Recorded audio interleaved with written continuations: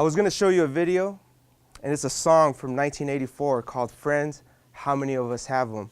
If you guys have heard that song before, but he keeps saying, friends, how many of us have them? But I wanted to replace the word friends with the word stress, because we all have them, right? We all, especially in our line of work, there's so many things that causes stress. So I'm going to talk about stress and coping skills, what we can do to relieve the stress that we face daily. What is stress?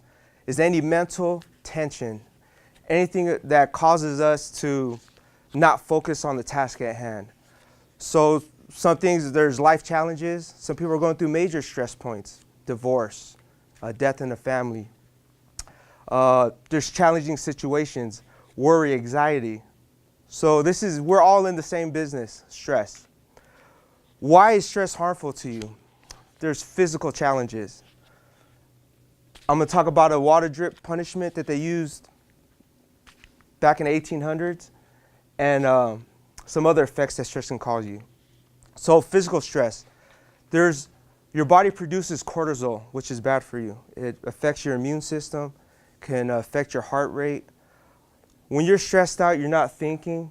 We start to neglect things. Stress is not good for the body. It's not good for you. And stress eating. I remember there was a time in my life, I was 18 years old, I got this big assignment, and I just wanted to conquer it. And I knew I was up for the challenge. I didn't want to do it, and I was sort of put in a tough situation, and I gained like 40 pounds, when I was 18 years old, because I was stressed out. All I thought was that.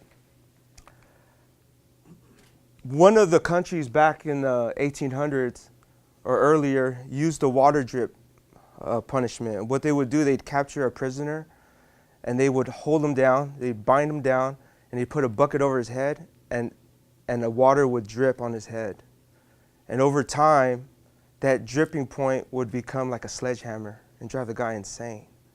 And that's what stress does to us. Over time, if we don't correct it, it's going to become like a sledgehammer. Something so small can become like a sledgehammer. And and sometimes we get into breaking points like traffic, road rage, right? That guy cuts right in front of you. Was it that thing that caused you to give him the nice bird or honk, or people fight, people die over it? But it was probably all the other drips throughout the day, throughout the week, throughout his life. But that was a breaking point right there. That's one of the reasons stress is bad. Another reason is people turn to drugs and alcohol if they can't find a way to relieve their stress.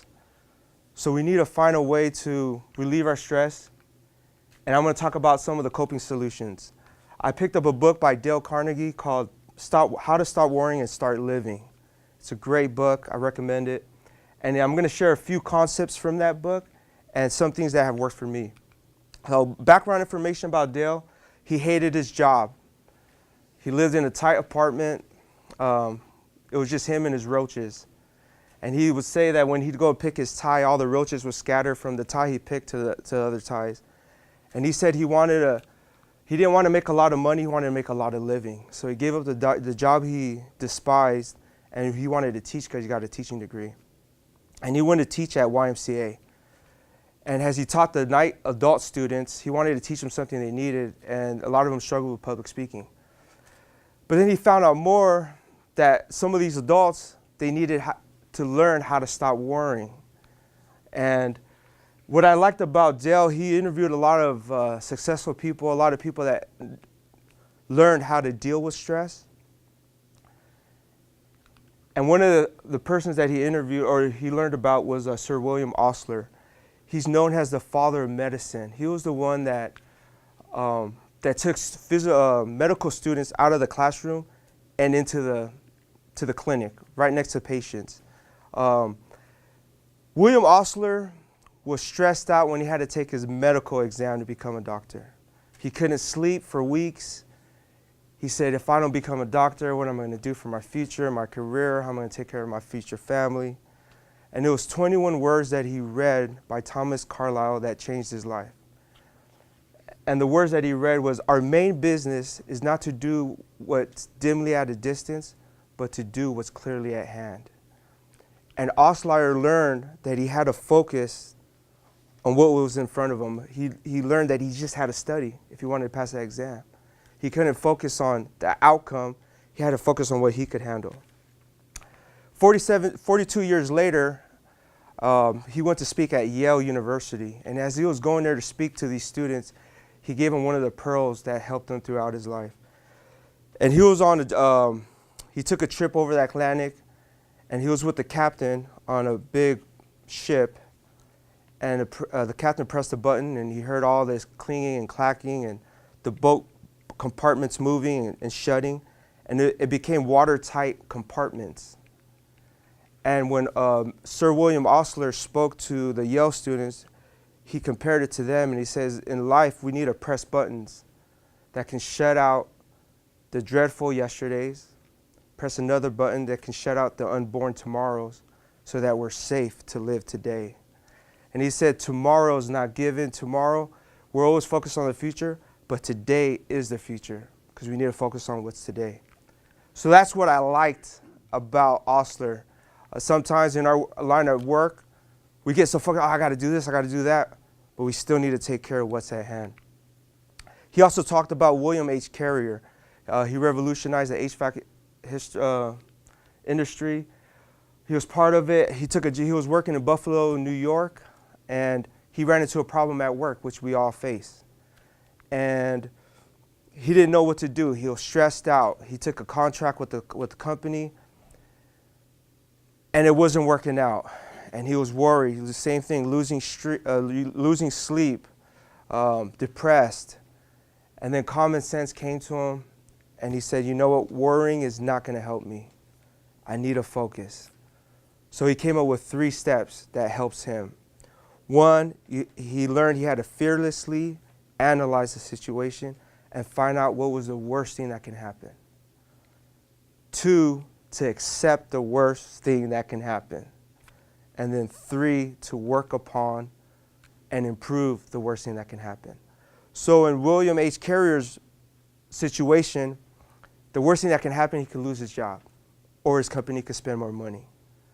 He said, fine, I can accept that. I accept if I lose my job.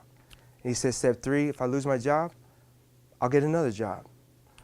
But when he accepted the worst, he was able to see clearly that all he needed to do was buy another part for the machine to work, and that's what solved the situation. But he said if he couldn't accept the situation, the worst case, he wouldn't have been able to see the solution.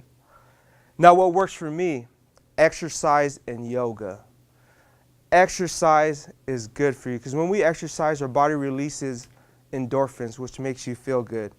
Arnold Schwarzenegger's book, he said when he lifts weights, he feels a pump in his body. And it feels so good. Quote, he said it feels better than sex. So working out and exercising feels good. It helps you out. It's a stress reliever. Yoga. I used to make fun of yoga guys all the time. You see them not moving anywhere, but they're sweating. I was like, look at those people. They think they're working hard. They're just standing there. But what I enjoy about yoga is the breathing factor. When we're stressed out, we don't breathe properly. We're running up and down. And we probably only breathe to this capacity. But when we do yoga, you learn how to use all your lungs. And breathing is good for the body. So that's a good stress reliever that works for me, and it'll work for anyone. As I conclude, don't be a warrior and not a warrior. How you can relieve your stress, I recommend reading Dale Carnegie's book, Live in Date-Tight Compartments. Use the 3 steps by Bill H. Carrier. And we all have to be responsible for our cooling systems. We all drive cars. We know our cars have a coolant. They have a radiator. When we're moving around, the cars warm up. And if it doesn't cool down efficiently, your car will break down. You'll be on the side of the road kicking your car. It's the same thing with us.